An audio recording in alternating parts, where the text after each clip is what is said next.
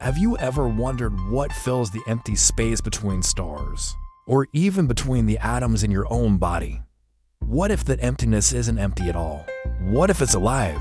Today, we're diving into one of the most fascinating ideas in history, science, and metaphysics, the concept of a living ether. So, what is the ether? Imagine an invisible, living medium that fills all of space, the very substance between substances. Historically, it was believed to be the carrier of light, heat, and even life force itself. When we talk about a living ether, we're taking that ancient idea a step further. We're not just talking about a physical medium, but a vital, intelligent energy field that underlies and animates everything in existence. Think of it this way: the ether is space that is alive with energy and consciousness. This isn't a new idea.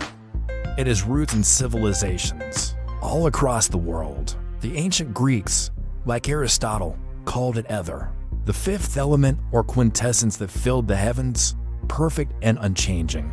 In the Hindu Vedic tradition, it's known as Akasha, the primordial element from which sound, vibration, and consciousness emerge. The ancient Egyptians spoke of Ka or Sekhem, a subtle vital energy that pervades all of creation.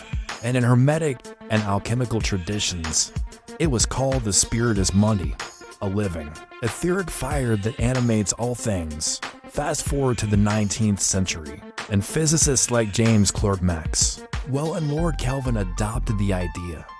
They proposed a luminiferous ether as the physical medium that light waves travel through, much like sound waves travel through air.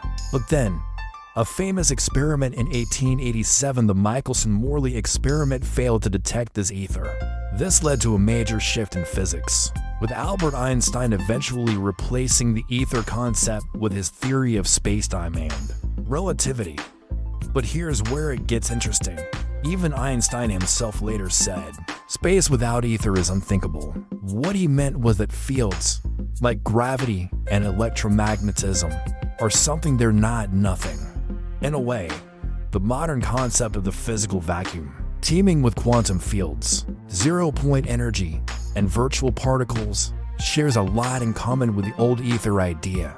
It's just described in the language of modern mathematics instead of ancient philosophy. After mainstream physics moved on, the concept of an living ether was revived by mystics and spiritual scientists. Thinkers like Rudolf Steiner, Victor Schauberger, and Wilhelm Reich saw the ether not as a dead medium, but as a vibrant bridge between matter